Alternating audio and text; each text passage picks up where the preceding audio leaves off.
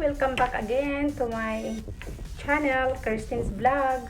So anyway, ngayon meron po akong i-share sa inyo na bagong imbento ko. Actually, it's not bago.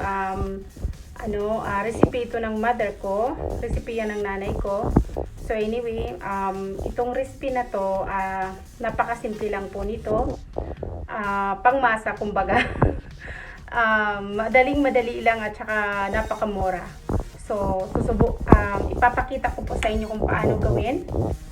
Magluluto po ako ng tuna fried rice at saka sardines, pancit bihon with sardines. So, yun pong ipapakita ko sa inyo at sana magustuhan nyo. Panoorin nyo po yung the whole video para makita nyo at matutunan nyo rin. Napakasimple lang po talaga pero masarap. As in, subok na masarap. Okay? Thank you! Ako ng tuna fried rice at saka yung tuna, magluluto din ako ng pancit bihon pero ibang klase ito.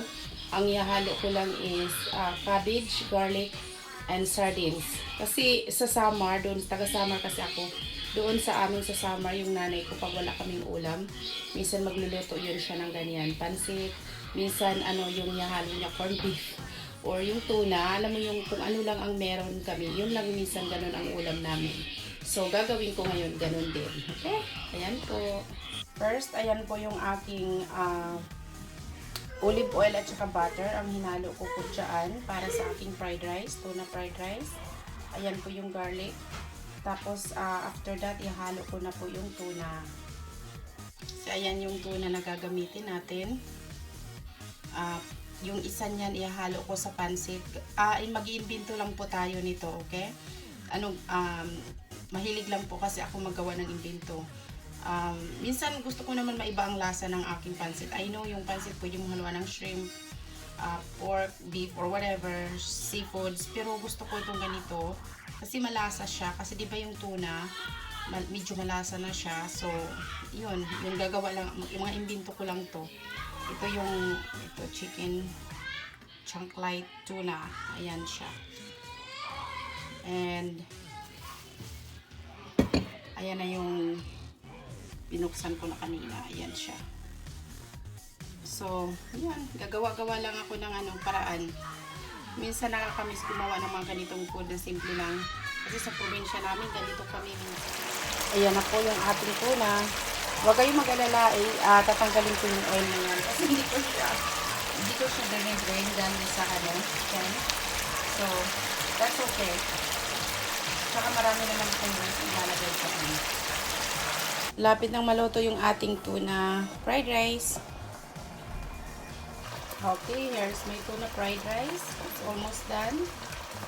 So, ayan ang sarap talaga niya. Ilagay ko siya ng kaunting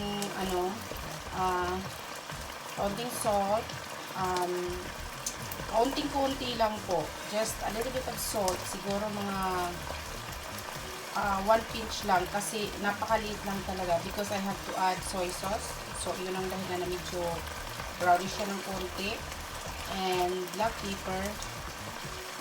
Marami akong nilagay dyan kasi gusto ko spicy, and my daughter likes spicy too, so okay lang. Yung asawa ko at anak ko, hindi naman mahilig sa ganito. Kumakain siya ng fried rice, pero dapat sausage or something meat ang nihahalo ko sa fried rice. So, ayan yung ating fried rice, tuna fried rice. Ayan na. It's actually done. Our tuna fried rice is done. Ang sarap. As in, masarap siya talaga. Tuna fried rice is done. And ito naman po sa kabilang kawali, niluluto ko na yung aking panghalo sa pancit na tuna sardines with garlic and cabbage. So yung cabbage mamaya ko na, ginigisa ko lang ng konti yung garlic. So ayan po yung ating, masarap po talaga to, i-try nyo. Masarap po talaga gumawa ng pancit sa ating panghalo. Sa amin sa summer, mahilig kami gumawa ng ganito pag wala kaming ulam. So yun, mag-isa kami ng sardinas and haluan mo lang yung pancit. May ulam, may pagkain na tayo ng panghinulian or dinner. Siguro din po. Ito po yung aking cabbage na halo sa pancit. So ayan, nilagyan ko siya ng garlic salt. And and pepper, black pepper. Yan, right there. It's my lutong probinsya na pancit bihon. It's not done yet. So, antayin lang po natin. Siguro mga 10 more minutes to medyo patagalin na natin kasi medyo matigas pa yung noodles. So, ayan. Masarap siya. Tinikman ko. Yung sauce lang. And here's my tuna fried rice. Ito, ihahalo ko na yung aking mga sahog, yung ingredients, yung cabbage, tuna. So, imimix ko na siya together.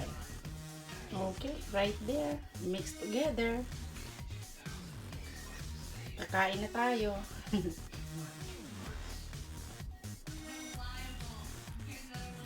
Masarap po yung aking yung tuna. Yung tuna na kasi ayan oh. Masarap po talaga.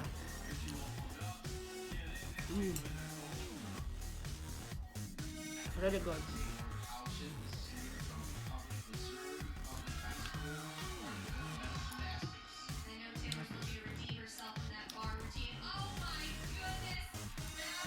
Masarap. As in, medyo healthy siya. Dinamihan ko ng tuna kasi mas maraming tunang nilagay ko. I mean, mas marami pa rin yung rice. Pero what I mean is marami din ako ninalong tuna. Yan. So, yun po yung dinner ko. Dinner ko to. Kasi, dinner, lunch, hindi ko maubos yan. So, ilang din yan, hindi ko maubos.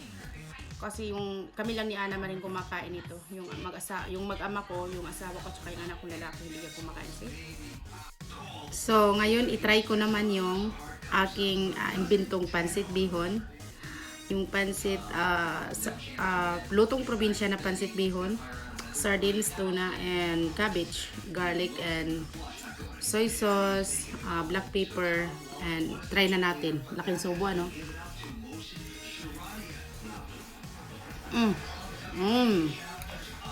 Perfect.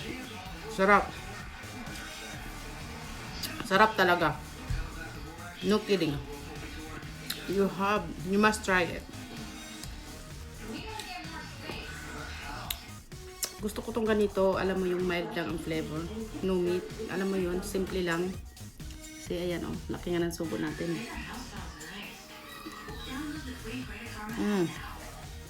Sarap.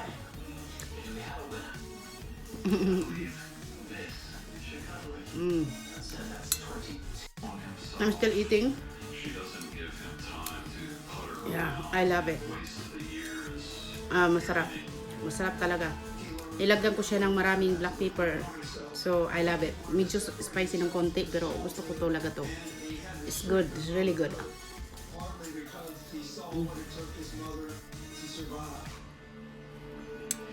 So, yan po ang aking imbento na pancit bihon, lutong probinsya.